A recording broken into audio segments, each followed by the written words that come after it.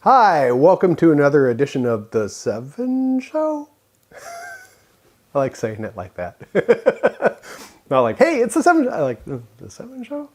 This is a pinball channel. What are you doing all this? Okay, we've been through this. We know what's going on. Okay, so I had threatened in another video, I had threatened that I was going to do some videos on the studio and stuff I'm doing in the studio. My original idea was that I was just going to take, like if I'm building an acoustic panel, I would just do a video on building the acoustic panel. But there's actually some videos out there already on building acoustic panels, and I thought instead, maybe what I'll do is I'll do sort of a studio video diary, and I'll break it up into chunks of, this is the part, I've gotten to the part now where I'm going to build the acoustic panels and I'm shooting the acoustics of the room. That'll be another one. I thought I would break it up like that. And then I thought, well, I mean, the whole point of making these videos is that maybe someone who's watching them can gather information and use it for themselves. I mean, that's the whole point that I'm doing these things, is to kind of show other people, okay, I've learned this, let's spread this information out, and maybe you guys can get a benefit from it. Maybe you pinball people won't, but the people who have home studios, maybe there's something that I do that they're like, hey, I never thought of trying that. That's sort of the whole point of making the video. So I'm going to break it up into a video diary. I don't know how many there's going to be. There's probably going to be at least 4 or 5 of them. And I'll just show some of the stuff that I'm doing. So today I'm doing this video, which is going to be sort of the introduction to my studio. This is what I've got set up. This is sort of my plans for it. This is what I'm doing with it. And then the other video I'm going to shoot today is going to be doing a baseline acoustic picture of the room. And how does the room sound with nothing in it, or with just the equipment in it and no acoustic treatments or anything. And then there's another thing that I need to do in this room because it's sort of a unique space. I've never had to do this before, but watch the video, and we're going to do a little kind of non-scientific test to test down a couple of materials, and then we'll try them out and see how well they actually work. That's the next video. These will probably be uploaded at the same time, but so this video, let's just I'm just going to walk you around in the studio. We'll have a look and see what I've got set up, kind of what my plans are, and we'll go from there. So this is going to be my general workstation area. I have one DAW recorder, and then I use these AudioFire 12 interfaces because I'm sort of a hybrid studio. Analog consoles recorded digitally into the DAW. And then I have other computers that I use for software synths or software samplers, that kind of thing. And a long time ago, I actually found myself in trouble because I had my main computer set up and I was loading all of these software synthesis things into it, and that computer got more and more unstable. And things would crash during, like I'd be in the middle of recording something and it would crash, and it was really frustrating. So I made it a point that I'm going to set up my main recorder and I'm just going to treat it as a recorder. That's all it's going to do. It deals with the sound coming in and the sound going out. I store it on there, and it has some backup drives, and that's all that thing does. Then I can set up other computers and they do all the software synthesis kinds of things. Just send it in through a MIDI controlled kind of thing. Have a couple of, leftover interfaces for those. Works great. This is one of them. This is one of those computers that I use for just on and off stuff. They're older computers. I will probably, in this studio, those will probably go away. I don't think I need a big box anymore for this stuff. You can get the little Intel NUCs, which are more than powerful enough to run some of the software synthesis stuff. I actually have a little, I think it's an HP, a little tiny thing. It's like this big. It's got like an i5 in it. It's plenty of power. USB, plug in an interface, I'm good to go. So it'll save me a little bit of space. But my main recorder is it's a little bit older as well, but it's a dual Xeon. It's on a server board, super rock solid stable. I love that thing. So I'm not going to get rid of it until it dies. I'll just keep using it. I use Sonar. There's a newer version of Sonar that's out, and I will probably download it, try it, make sure that it's going to be stable for me. But the older version of Sonar is perfectly fine for me because it does everything that I need it to do. I don't care if it's older. That computer, that DAW recorder, it's never seen the internet. It's never had an upgrade. It's got Windows 7 on it, and I installed it. I installed the drivers, and that's it, and it hasn't needed anything since. So I'm a little hesitant to change my DAW software just because it, might not be as stable. But I'll try it and see, and maybe I'll update. I don't know. Yeah, so these two monitors here, this will be my main DAW and my main DAW, but this will be switchable to those other computers I was talking about. The big monitor, my idea in this studio is that I always thought having a projector would be cool, like a big projector. You can put your software up on the wall and you can see it from anywhere in the room. Then I bought a projector and they have fans running all the time, and so that will have my main screen, wireless keyboard and mouse. I can go over to the drums. I can go over to that synth over there. I can do whatever, anywhere in this room, start and stop, move around in the song, basic editing. I can do it from anywhere. And then I come back here and sit down and do my actual hardcore work. I thought that was, and it was on some Christmas sale. Got it for next to nothing. Well, not next to nothing, but it wasn't too bad. I've got this new addition to this studio. It's the Behringer Control2 USB sort of interfacey sort of deal. I bought it because in this studio, I wanted to have access to more amplifiers and monitors that I can use for reference. So I bought this. It initially comes with, there's A, B, and C monitor select, but then there's also a studio out with an individual knob that I can use for stuff, which would be nice. And then I have this thing, which is a stereo speaker selector. It actually lets me choose between 2 different amplifiers and 6 different pairs of speakers. And I played with both of these just briefly, just seeing if it flavors the sound at all, and neither of them really do. I actually ran REW software, the Room EQ Wizard. I hooked up my Atom A7, I'll get to those speakers here in a minute, but I hooked up my Atoms to that. I ran a broadband 20 to 20,000 hertz frequency range through it to the microphone. Then I ran it from the interface to the speakers to the microphone and saw the response.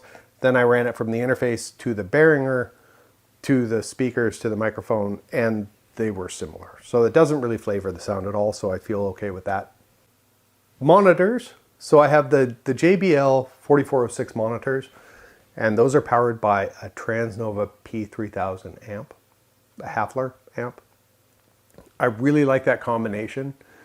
They sound comfortable. You can listen to them forever. I wouldn't want to mix on them. I used to, but I wouldn't want to do that anymore. They're a little warm, but they're really nice to sit and listen to music on. And I think that they emulate a lot of sort of higher end, like audiophile type gear. I think they get to that level. They don't get, there's 6-inch speakers subs, so they don't get super low, but I think that it's a good general listening pair. And then I have the Atom A7s. That's what I use for my main monitors. I have a 10-inch subwoofer, a KRK subwoofer, that I just have barely on. It's just enough to fill up the low end from the Atoms. Those will be, the subwoofer right now will be patched through the Behringer, so I can pop it on and off really easily, or pair it with the JBLs or something, or whatever else. And then I want to have other monitors up there. Those little ones up there are like these ancient, realistic Radio Shack speakers. I have a handful of various things like that. This I can plug 2 amps in, so I want to just get like a, maybe like a 90s or a 1980s era amplifier that is just sort of, grandpa's amplifier that just sort of generally works, but nothing special about it. And I can patch it through some, the little realistic speakers. I have some other realistic, some other JBLs. Find some other speakers around that are just sort of, what your average person would have in their home. Maybe get some Bose speakers or something. And yeah, just I can bounce around, get a mix, see if it sounds good, bounce around all these different speakers and amps and see how it sounds. I sort of have had that set up in the past, but in this studio, I just want to go overkill with it and just for fun. I have the space back there to do it, so I might as well. My primary mixer that I use is the Soundtrack's Topaz mixer, and I love this thing. The mic preamps are really, really nice in it. The EQs are musical and magical. It's just a nice board. It wasn't a high-end board when I bought it. I would love to get a second one, like maybe a 24 channel one, and kind of pair them together. I'm going to use that board until either I make millions and can buy some really super high-end one, or this thing explodes in a glorious blaze of smoke and fire. It really is a nice thing. When I send out my, I'll use inserts on it, and I'll use the effects ends. When I send out to an effect, and I like to have that signal return into another channel, because then maybe I want to add a little EQ to it, I want to do something else to it. I know that that's not always a common way of doing it, but that's just how I like doing it. I've always done it. So I've got this little Mackie Onyx 6, it's a 1640, 16 by 4. And a lot of times that's just, I call it my overflow mixer. So things like effect returns come to this, and then usually I patch that all back to the main board with 2 channels. Sometimes 4, it just depends on what I'm doing. All of that is all on patch base, so if I just want to send 2 over there for all the effect returns, then I can send 2 back over there just by patching it in. Let's talk about the synth racks. So I've got this rack I'll use primarily for remote access, so I'll run it through MIDI on the ones that I can. And then these over here are going to be my main controller. So I have a Kurzweil PC88 and a Roland D50. And the PC88 I love the action on. It feels and plays like a piano. I don't really use the sounds in it. I did for a little while, but I have some sampled piano type sounds that sound so much better than that thing, but it makes for a nice controller. Same with the D50. The D50 I think is a really powerful synth. You can do some really, really cool stuff with it if you get rid of all of the kind of the 80s attack elements that make it sound all breathy and stuff. Get rid of all that. You have a really solid synthesizer under there, but it's really hard to program without a programmer.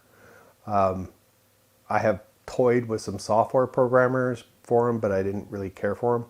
So I'm always sort of on the lookout of getting one of the programmers for this. I think that I would probably use the sounds more, but for right now, I love the action, I love the aftertouch, I love the way that the keyboard feels, so I use it primarily as my main controller. The JX3P, I have 2 of those. I managed to get 2 of them. I stumbled on, I bought one and then I stumbled on the other one for like $50 or something. Yeah, don't tell anybody. Some church garage sale, and they had the price on it, and I said sold. I didn't even care if it worked, and yeah, I'll take that because I could use it for my other one. And then I plugged it in and everything worked on it, and the guy said, oh yeah, we have another guy, he said he was going to buy it, he went to go get some money. And I said, well, how long ago did he leave? And he was like hour and a half. And I was like, I have the money in my pocket, I will give it to you and I will walk away with that. How does that sound? And he talked to another guy and talked to another guy, and they all scratched their head and they went, well, maybe the other guy's not coming back. And I was like, sold, and got the thing and ran out of there. So I just bought this, the Kawai 3P upgrade for the JX3P. and I'm going to do a video on that. I'm going to upgrade one of these with this module, and then we'll compare them side by side, because there's been some questions on, does it sound the same? Does it do the, you know, the upgrade kit gives you some extra programming ability. It adds stuff to it. I really want to see them side by side. So that will be a future video. The Juno 6, gotta love it. I have the Roland, the Juno 106, and then I also have the Ax60, the Akai Ax60. Those two synths are very, very similar, but I like to say that the Ax60 is a Juno 106 that smoked too much. It's a little raspier, it's a little dirtier, but they're kind of the same synth. And then I have the Ax80, which I had wanted one of those for a long time. I managed to track one down in like almost perfect condition, and it's super fun to program. I'm a slider and knob kind of guy, and that's all through the membrane switches and little displays. But it's probably your best option for programming. If instead of diving through menus, I really like how they did that, and it's just fun to program. One knob, you hit your thing, you slide the knob around, and it does it. It's as easy as having a bunch of sliders. Over in this area, this table is going to be my modular and semi-modular synth area. I have the synthesizer.com modules. I have 2 racks of those. There's a couple more that I want to get. There's a couple that I want to build. So there'll be a couple of racks over there. I need to build those still. And then I have some Behringer. They've come out with all these really cheap little semi-modular mono synths. I can't even remember what they are right now. Neutron is one of them. I got 3 of those. I bought not 3 of the Neutrons, but I bought 3 of those. I haven't even opened them up. They're just sitting in the box. So those will go over there. I'll be able to play with them. I don't know if I'm going to keep the JP over there. I'm kind of thinking that I'll just get a good sort of MIDI controller with good velocity sensitivity and use that. They're usually not as deep. And I'll use that to control the modular synths and when I'm tinkering with that stuff. Then I built this cabinet over here just recently. This has all of my my rack-mounted synthesizers.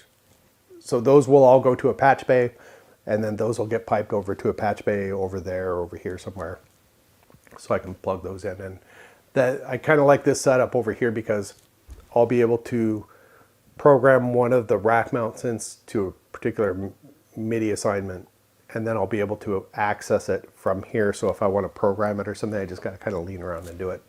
It's not the ideal situation, but it's the best space I could figure out where to put it. It may move over here though, because I have space right there to do it. I haven't decided yet, but that's where it is right now. And then this rack over here is just all going to be my effects. So I have sort of a thing for older digital delays and that kind of thing.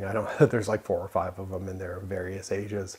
As long as they don't make noise, I want one. They're just sort of fun. You can use delays for all kinds of different things. I use them a lot. So just to add a little flavor to your sound. And a couple other odds and ends in there. Some of that is going to get cleaned out because I don't use them. I hadn't used them forever. And then I'll just hunt down some more stuff. I did have an idea. I don't have space, or I've never really had space to use a bunch of different stomp boxes, like some old analog delays and stuff. And I did have an idea one time of, okay, well, we'll take a 2-unit rack mount. I'll gut some of these stomp pedals. I'll put front panel access to what your inputs and outputs. I'll move the knobs and everything over. It'll be all internally powered. I might tinker around with that idea and just gut some pedals and mount them into a rack. So I have like 4 or 5 there. Rack mounts to me are much easier than having a bunch of stomp boxes floating around. But this table, since I did want to toy around with some of that a little bit more, I should have a fair amount of working space here for that. What else shall we talk about? Oh, back there I've got my, my drums. I hid them behind my rack of keyboards because I was trying to figure out where to put my rack of keyboards. This is a really weird space for keyboard racks. There's not, like, just because of the way the ceiling angles and stuff, it's not a square box. So that seemed like the best place, and with the drums on the other side. So it's the Elisa Strike Pro SE. I already did a video on that about tinkering around, toying around with that. In the back here, I have a little bit of space for some acoustic drums that I can just bring out when I use them. I have an Apex, one of those triangular Apex stands. I don't know where it is, but I do have a couple more synths floating around. I have a Elisa's Ion back there. I have my other JP3 or JX3P is sitting back there, and I probably will end up with some more, just because that's how the world works. So I was going to put the Apex here and have two tiers there. Maybe I'll put both of the JX3Ps on it or something, and or I thought maybe in the back corner I could have sort of like an area that I can set some stuff up, or that one, instead of the controller, I'll make it so that it's easy to like pull the controller down, and that'll be a synth that I want to use for a particular song, but I don't want to have it set up all the time. Yeah, so I did order another Apex stand, but it's not here yet. So I also have these crazy, like I have a Korg EX8800 module, and then I have the Darkstar, the wacky Darkstar synth that I've never really had a good space to sit down and play with it. So also on that modular stand, it will give me a little bit of space to set some of that stuff up and tinker with. This is a decibel meter. I think it's made for, like, you know, industrial situations to monitor how loud the machines are or something like that. I have a thing when I work on something, I'll come in, my ears are fresh, I'll sit down, I'm at a reasonable volume, and after a couple of hours, that reasonable volume gets more and more unreasonable. It just, I think my ears get tired, and everything just sort of gets, my mains get sort of scooted up over time. So I thought, you know, I'm going to try to avoid that in this studio, and so I got this thing. It'll just run here. It'll remind me, don't become unreasonable with your ongoing sound. So I got it off of Amazon. It was about $100, I think. I did a measurement reading with a dB meter, turned on some music, turned it up, stood there. The mic is right here, so I'm not getting a direct feed. So this is about, for the monitors, it's about a 10 decibel drop. So if that's in 90, then I'm being unreasonable. I want to try to keep that in the, like, I don't know, 70s to 80s or something like that. But I might find a better spot for it where it actually is a little bit more representative of the actual decibels in the room. But I haven't done that yet, because I just got it. The workstation over here, it's where I work and where I edit videos and where I'll be doing some other odds and ends and whatever. That computer is actually noisy. I can hear it now, and so I have to come up with some sort of solution for that, because I don't want to have to turn it off all the time. So I'll probably come up with some sort of a stand, like I'm doing with my stand over here. Something like that. I haven't decided on that yet. That's going to be another sort of tinkering around with stuff. Yeah, so that's about it for that. I think that's the studio, and that's sort of what I'm doing in here. Great. I guess that's the end of this video. So I'll change some stuff around, and I'll be back in a minute. Well, I guess it doesn't really matter for you. The next video is when I'll be back, and we'll play around with doing some acoustic stuff. Okay, great. Thanks for watching.